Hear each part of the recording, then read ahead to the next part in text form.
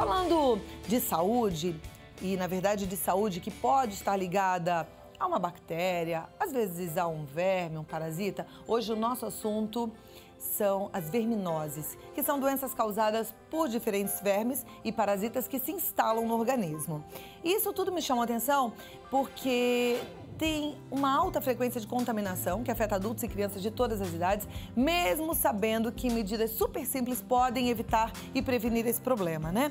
Então a gente realmente precisa estar muito atento, ficar atento inclusive às vacinas, mas quem vai nos alertar mais sobre tudo isso é o Dr. César Augusto Castro, que é infectologista, especialista em medicina tropical e higiene pela Universidade do Alabama, nos Estados Unidos. Ele é especialista em saúde dos viajantes pela Sociedade Americana de Medicina Tropical e Higiene e é médico infectologista do Hospital da USP. Então a gente vai aprender com quem realmente sabe e vive esse assunto. Muito obrigada por ter vindo, doutor. Eu que agradeço o convite. Um currículo tão bom, denso, pesado, né? E você tão jovem. Que coisa Obrigado. boa. Eu fico feliz de ver que existem profissionais já desde muito cedo dedicados e buscando aí melhoria para a nossa saúde, para a nossa população toda, né? Isso é muito importante. Obrigado. Verminoses, esse é o nosso assunto. Todo mundo tem? Uma boa pergunta que você me faz. A verminose, muitas vezes a gente associa, né, a saída de algum verme pelas fezes e não necessariamente é isso. A gente tem que entender que a famosa lombriga, que nome científico conhecido no meio médico é o Ascaris, na verdade ele representa uma das doenças dentre as diversas verminoses intestinais, né? A gente tem que lembrar que as verminoses elas podem acometer não só o intestino, mas pode acometer o fígado, o cérebro, a bexiga. Então, vários outros órgãos, mas especificamente o que eu acho que nós estávamos nos preocupando mais aqui seriam aqueles intestinais, né? Então, o mais conhecido deles, com certeza, é a lombriga. A gente tem uma estimativa de até 1 bilhão de pessoas ao redor do mundo que são infectadas, parasitadas por esse verme. E, considerando de um modo mais global, é em torno de 2 bilhões a 2,5 bilhões de pessoas no mundo, em algum momento, estão infectadas por algum desses vermes. Então, a gente observa que existe uma alta carga parasitária, né, ao redor do mundo e, com certeza, isso afeta a nossa população. Por isso é que, normalmente, as pessoas tomam um remedinho contra esses vermes periodicamente, né? É importante? Isso faz, de fato, o controle? Bom, isso é um ótimo posicionamento que você tem colocado. A gente vivia, principalmente na década passada, na década de 20, a campanha sanitarista, então a gente via muitas medidas de tratamento massivo, né? Você pegava uma população e tratava toda ela porque a gente tinha uma alta carga parasitária. Isso hoje em dia é restrito a bolsões, que nós chamamos, né, específicos no país, ou então na Ásia, principalmente, que tem bastante verminose, e na África. Hoje nós temos um sistema de saúde estruturado que permite à população procurar um médico, procurar uma equipe da saúde da família para fazer um exame de fezes. Hoje em dia a gente não recomenda essa tomada anual, todo mundo fazia essa recomendação que a gente ouvia de avó, de mãe, toma um vermífugo uma vez por ano e está tudo resolvido. Por que a gente não faz mais isso? Primeiro porque a gente já tem uma gama de exames e já temos disponibilidade para a população, para a maioria da população, né? Isso é muito importante. As verminoses não se trata só com remédio, existem verminoses que tratam com uma medicação diferente, por exemplo, estrongiloidíase, ela não é tratada com albendazol, você tem que usar uma medicação específica. Então é importante a gente descobrir qual é o tipo de verme que a pessoa tem para a gente poder tratá-la adequadamente. Um outro item importante é saber por exemplo, se é uma mulher, se ela está em condição em gestação, um remédio não pode ser tomado, principalmente no primeiro trimestre. Então, é muito importante a pessoa procurar o médico, buscar uma orientação, fazer um exame, né, e para poder tomar esse remédio com segurança, porque toda medicação tem um efeito colateral, né? E o médico vai poder fazer essa orientação de que remédio se tomar, né, se precisa tomar ou não. Porque a gente tem visto nos hospitais as bactérias aumentarem a resistência aos antibióticos. E já começam a surgir alguns estudos mostrando que esses parasitas, os vermes, também já têm demonstrado resistência a algumas medicações. Então, quanto mais se usa indiscriminadamente... É isso? Isso. Aquele que as famílias acabam tomando. Não chega de ser na proporção que a gente vê nos hospitais dos antibióticos, né? Mas é um alerta, porque isso, de um modo, pensando-se em saúde pública e todo mundo tomando isso a um longo prazo, uma vez por ano, isso pode acarretar futuramente em vermes possivelmente resistentes às medicações que a gente tem hoje em dia. Bom, se antigamente as famílias se medicavam tomando vermífugo, que aí era a família toda que tomava, né? E é importante que quando for feita essa medicação que todos tomem, e agora já não é mais desse jeito, então qualquer família ou toda pessoa deveria fazer exame de fezes uma vez por ano, é isso? O que acontece, que a gente vai entrar um pouquinho nesse assunto depois, é que as verminoses nem sempre elas são sintomáticas. Na verdade, a maioria das vezes, a pessoa ela é parasitada e ela não tem nenhum sintoma. Não tem dor de barriga, não tem náuseas, não tem eliminação de verme pelas fezes. Então, isso é importante, que a pessoa visitar o médico regularmente e fazer esse exame, principalmente quando ela tem uma exposição de risco. Por exemplo, uma viagem que se faz com a família. A gente tende a se aventurar mais, a buscar uma cozinha diferente, a buscar pratos diferentes. Talvez num momento de crise, ali, numa viagem faltou uma água e busca uma água de torneira e não faz um tratamento adequado. Isso são momentos de exposição que se tem, né, para vermes, e a pessoa adquire durante a viagem. Então, esse é um momento que você pode pensar. Ou então foi visitar uma fazenda, um sítio, as crianças, todo mundo anda descalço na terra. Existem vermes específicos que a gente adquire andando descalço pelo solo. Então, são essas situações que nos devem lembrar, falar, olha, eu acho que eu preciso fazer pelo menos um exame de fezes, né, procurar o médico para saber se tem necessidade ou não, né? E uma outra situação muito importante que a gente vê hoje nas cidades, antigamente a gente associava a verminose muito quem mora, ao pessoal que mora na zona rural. A gente sabia a história do Jeca Tatu, escrita por Monteiro Lobato, que demonstrava aquela figura a doença do amarelão, né? E que é uma pessoa rural. Então, muitas vezes as pessoas associam que a doença, a verminose, só acontece na área rural. Não, ela acontece na área urbana e hoje nós temos grupos específicos que são mais propensos a desenvolver até uma forma grave da doença. Então, são pessoas que têm uma deficiência imunológica, uma deficiência da defesa do corpo, né? Então, pessoas que têm câncer ou então são transplantados, que tomam medicações que diminuem a defesa, essas pessoas elas precisam receber um screening, né? Receber uma avaliação de verminose, porque elas podem ter problemas de disseminação de verminose, que é um quadro que não é frequente, mas pode acontecer.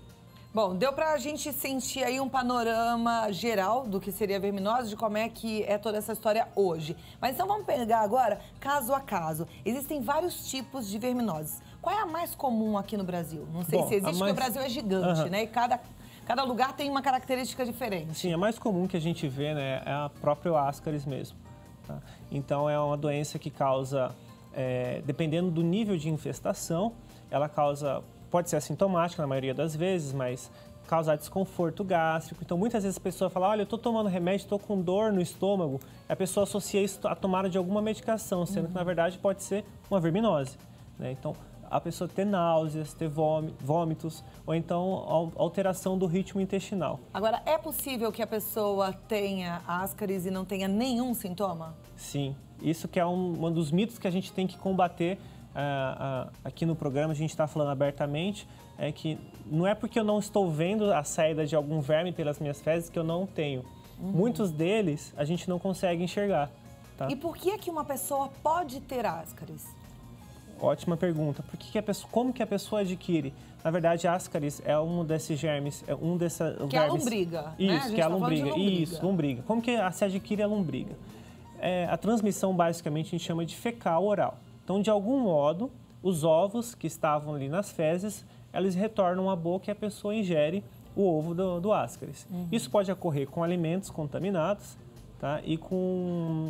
Ou também tomando uma água contaminada. Principalmente acontece quando a pessoa maneja a terra, né? Então às vezes vai mexer no jardim, ou então a criança vai brincar e depois vai comer e não lava as mãos, tá? Nesse momento que se ocorre a contaminação. Essa contaminação é pelo que a gente ouve toda hora e lê também em todas as publicações, que chama coliformes fecais? Não, é um pouco diferente. É diferente. É diferente. Então não é ali que tem essa transmissão. Porque em tudo que a gente vê, existe a presença desses coliformes fecais. Não, esse é um índice que a gente faz para ver o nível de qualidade, mas na verdade a pesquisa são diferentes. A pesquisa de ovos de ascaris, então é diferente. É diferente. A medida. Tá, mas é comum mas a qualidade essa contaminação sim, por é esses comum. ovos? Sim, é comum. Depende muito das condições de higiene. A condição do país nos últimos 20 anos melhorou muito, né? A gente sabe que as pessoas hoje têm mais acesso à saúde, elas têm mais conhecimento, mais educação e principalmente mais saneamento. Né? Então, saneamento e oferta de água potável é o principal fator de diminuição de vermes, principalmente a gente já vê isso nos primeiros países de primeiro mundo. E o Brasil tem observado, mas ainda a gente não tem uma cobertura adequada. Então, isso falta. Esse é o fator preponderante no fato de a gente olhando em saúde pública, isso vai diminuir o nível de carga parasitária de vermes na população. E aí entra depois também as medidas pessoais, né? De higiene da família, de limpeza, de se usa calçado ou não, aonde que a pessoa geralmente vive, com quem ela convive. Tá? Agora, a principal medida, que é a mais simples, é lavar as mãos, sempre, né? Sempre. Daqui a pouquinho a gente tem uma matéria feita especialmente para esse assunto, mostrando como é que a gente deve limpar a casa, que às vezes a gente acha que sabe, mas tem coisas para aprender, eu garanto para você. Mas lavar as mãos é a medida mais simples e mais importante dentre todas essas, não é? Com certeza, absolutamente. Agora, a segunda verminose mais comum, qual seria? Bom, aqui a gente entra, na verdade, já numa gama... depende muito da região que a gente está falando, né? Mas o amarelão era uma doença que a gente tinha e hoje diminuiu bastante. O amarelão, na verdade, nome científico é Ancylostomíase. É um verme que ele se fixa no intestino e muitas vezes vai tirando o sangue da pessoa, né? E aí vai acarretando em anemia, deficiência de ferro.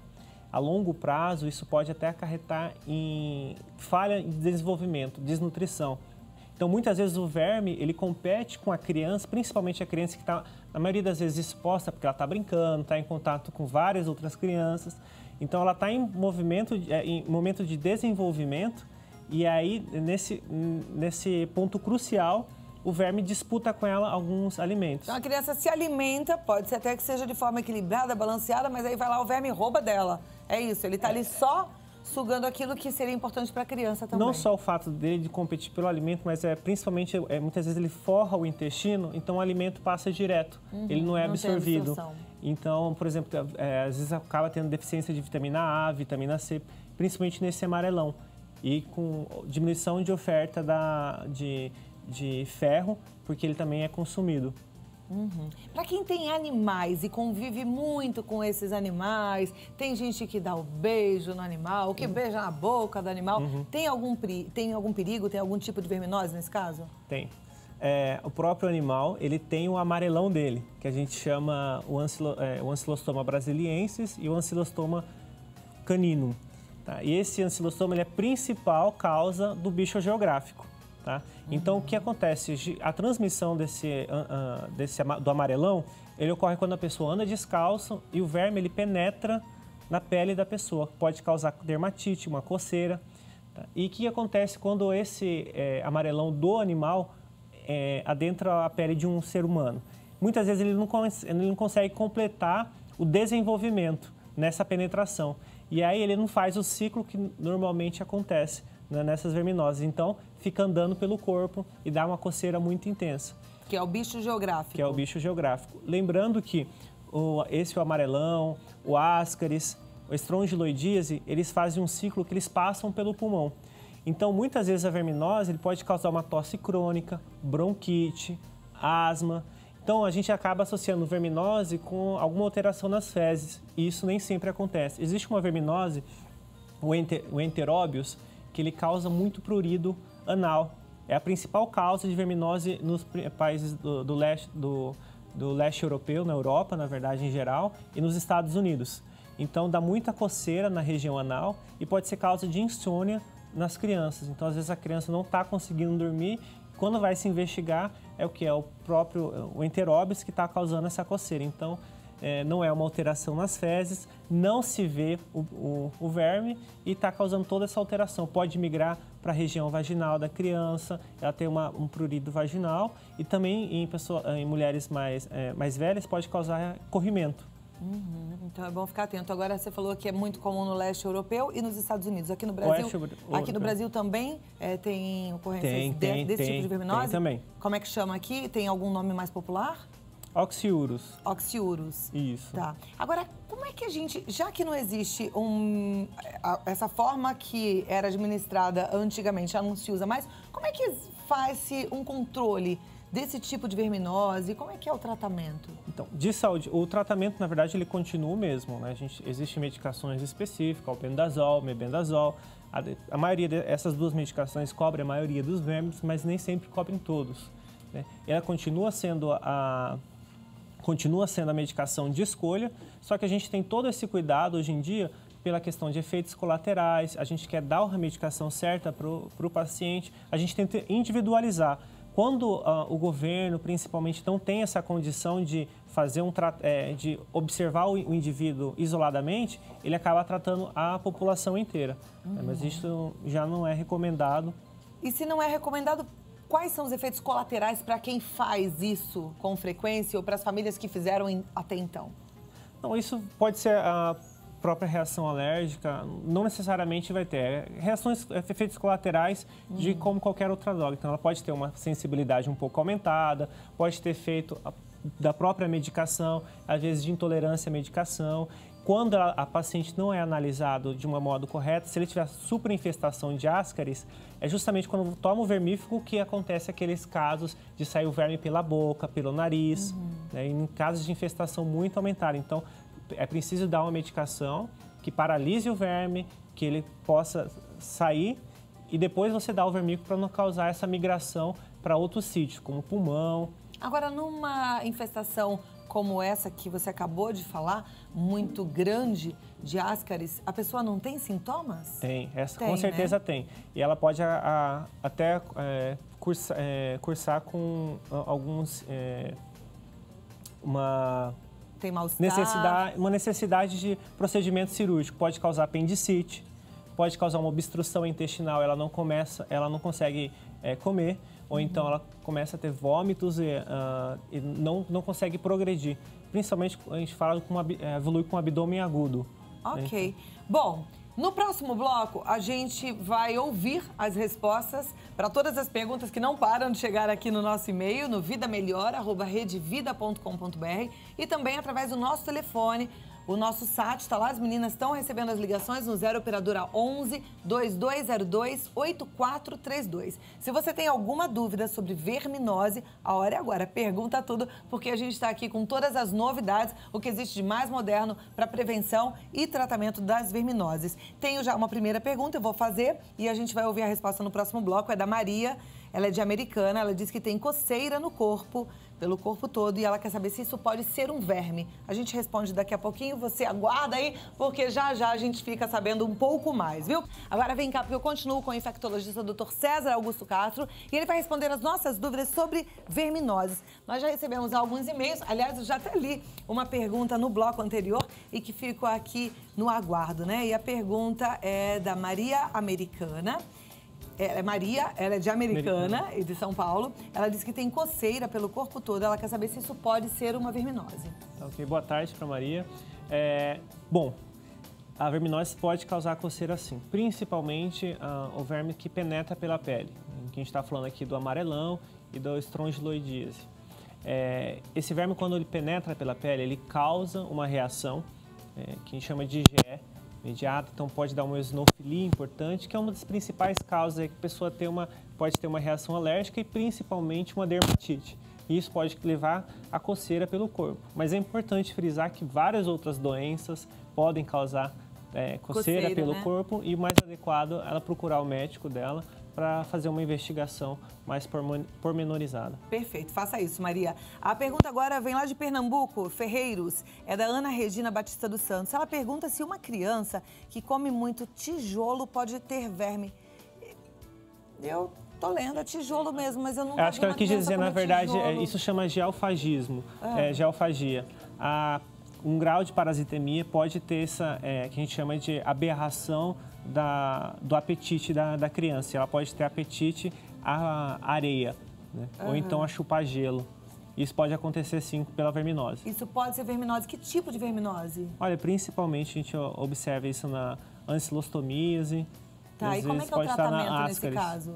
Não, o tratamento é o tratamento com vermífugo. Então, procure a ajuda de um médico para fazer uma investigação também. O Marcos Fernando diz, doutor, todos temos vermes e bactérias, e aqueles que consomem carne mais. E o uso de caldo de carne, ele também pode ser um causador?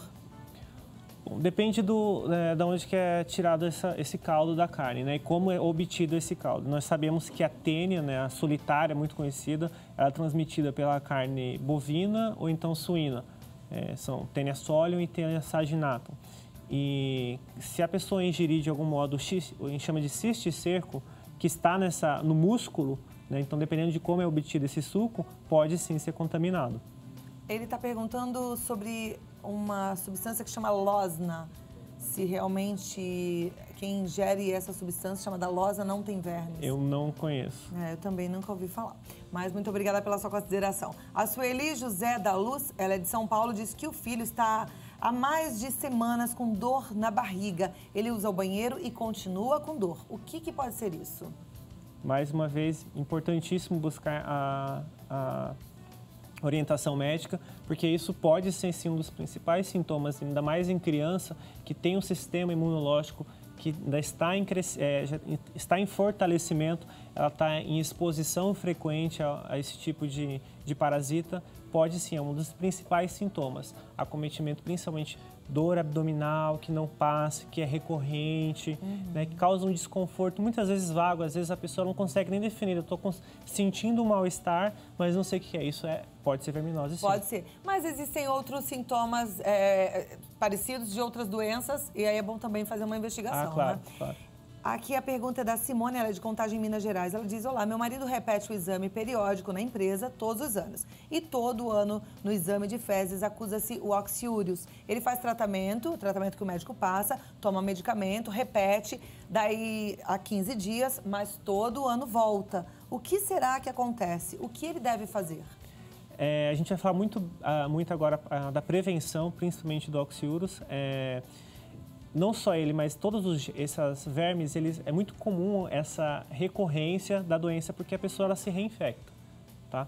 Então, nesse caso em particular, é muito importante manter as unhas aparadas, né? Evitar a coçadura da região da virilha e da região anal, manter as mãos limpas sempre ao fazer a higienização e principalmente a lavagem frequente de roupa de cama e de banho. E roupa íntima também, né? Roupa íntima também. Agora, essa lavagem precisa ser diferente nesse caso não é diferente, dessa reinfestação de oxiúrios? Não, é só uma lavagem mais frequente, isso já é necessário. No caso dos alimentos, de um modo geral, a gente pede para todo mundo que, na fazer a limpeza de verduras e frutas, além de fazer com água e sabão, usar o hipoclorito de sódio a 2,5%, 2 gotinhas em 1 litro de água, deixar atuar em torno de 15 a 30 minutos para fazer o efeito. Isso daí já te garante a eliminação não só dos vermes, mas também assim, de bactérias, E. coli,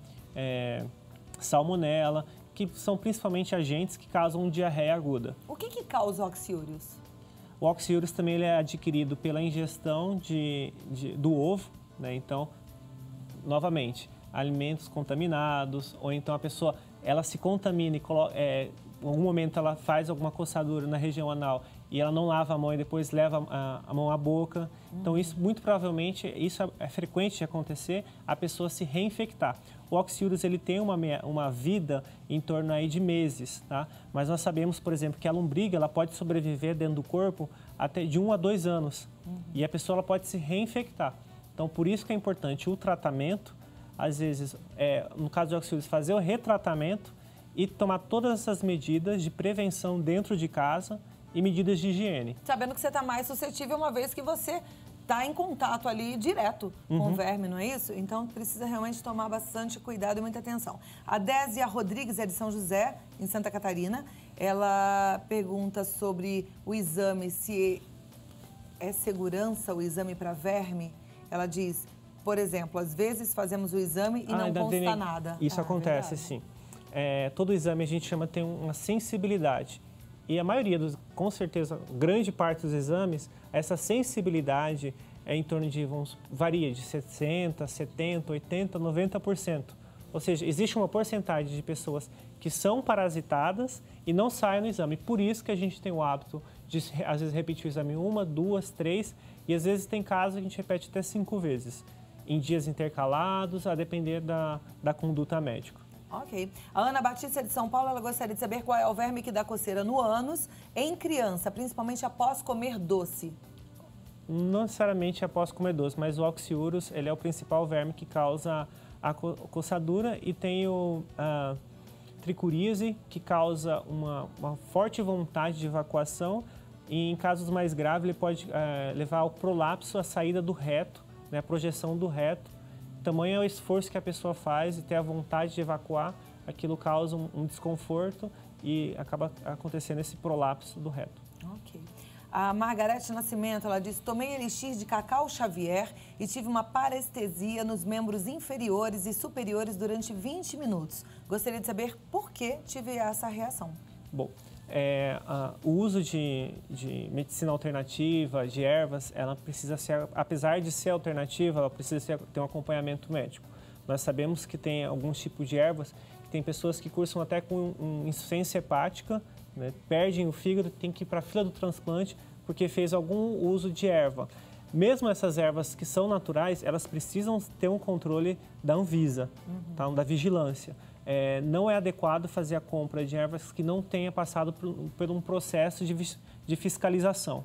Então, para garantir a qualidade do produto. Então, na verdade, ela precisa, quando for fazer uso dessas medicações, ervas medicinais, medicina alternativa, ter um acompanhamento médico, né, e saber se realmente aquilo foi passado por um processo de qualidade. Que não pode acontecer o que aconteceu aqui com a nossa telespectadora. A Mary diz, boa tarde, Cláudia. Peça ao doutor para que ele fale sobre solitária tênia, solitária no cérebro. Tive a doença, quase morri, perdi 8 graus de visão na época. Fiz o tratamento com o neurologista, Dr. Eurípides Tsai, durante 2 anos. Hoje estou muito bem. Vamos falar então da neurocisticercose. A neurocisticercose, a gente altera o ciclo da doença. Então, quando o homem é um hospedeiro definitivo e come a carne do boi ou então do porco, ele adquire a tênia sólida, ela vai para o intestino. Já quando ele come essa carne crua? Isso, a carne crua. Mal passada também. Tá? Então, ela acaba ficando no intestino e ela já completa o ciclo normalmente no intestino. Tá? Quando a pessoa ela ingere o ovo, aí acontece o ciclo dentro do corpo do homem e ela pode... A tênia ela vai, na verdade, formar cisticerco no músculo e podendo acometer também a fazer a migração até o cérebro, causando a neurocisticercose. Isso causa vários tipos de lesões, podem ser únicas, pode ser 2 e tem gente que tem até mais de 50, 100 tipos de lesões. Porque comer um ovo cru... Não é o ovo. Na verdade, ela não seguiu o ciclo. Ela se contamina como? Ela se contamina comendo o ovo da tênia. Ela se contamina comendo o ovo da tênia. Isso. Ela se contamina com a tênia comendo a carne crua ou mal passada. Isso, aí ela vai ter a tênia. E esse ovo da tênia, ela pode ser contaminada de que forma? Da mesma forma. Por transmissão de... alimentos que estão contaminados, então às vezes com fezes do porco, com fezes do boi, ou então às vezes até as fezes de uma pessoa contamina e aí causa essa infestação com neurocisticercose. Puxa, a gente tem que tomar muito cuidado com os lugares que a gente come, aliás, com o preparo das coisas na nossa casa, e daqui a pouquinho você vai ver como é que você mantém a sua casa limpa e longe de vermes e bactérias, tá? A Ivani, ela é de Andradas, em Minas Gerais. Ela diz que a cachorrinha dela dorme com ela embaixo do edredom, mas ela anda sentindo muita coceira. Ela quer saber se isso pode ser algum tipo de verme transmitido pela cachorrinha dela. Olha, pode, mas existem várias outras doenças que que o verme pode estar, que o animal pode estar trazendo para uma família, né? Principalmente quando tem esse contato muito próximo. Então, Campylobacter, que pode dar diarreia e várias outras doenças. Na verdade, o que a gente recomenda? O homem pode ter o teu animal, mas existe até o próprio animal ele exige o espaço dele. Então, a gente tem que respeitar esse espaço, porque o convívio muito próximo, principalmente em pessoas alérgicas, pode estar desenvolvendo alergia pelo contato de ácaros. Aí já responde também a pergunta da Maria Consolação, que ela também fala que a filhinha dela dorme com um cachorrinho. Agora, a Viviane Tomé Caldas, ela é do Rio de Janeiro. Ela disse que o filho tem 9 meses e ficou com diarreia durante 2 semanas. Ele mama leite materno, mas já está se alimentando. Fez vários exames, até cultura, e não acusou nada. Após 2 semanas, a diarreia passou. Pode ser algum tipo de verme? Pode. A gente comentou aqui do ancilóstomo, né? Ele pode causar essa deficiência de vitamina C, vitamina A, pode causar também mal absorção de lactose, causando também a diarreia. Ok. O Guilherme Estevam, ele mora no Rio de Janeiro. Ele diz que a prima já fez 2 endoscopias, nas 2 foram diagnosticado o H. pylori. Ela tomou, mas tem a certeza de que não é H. pylori, porque ela sente alguma coisa mexer na sua garganta e perde muito peso. Ela come, mas dá um espaço de tempo, ela sente fome novamente. Ele pergunta se isso pode ser um verme ou uma bactéria. Sim. O H. pylori é uma bactéria que pode estar no estômago e causar sintomas de gastrite, né? E aí, se ela foi tratada do H. pylori corretamente, continua tendo sintomas, ela precisa ser investigada.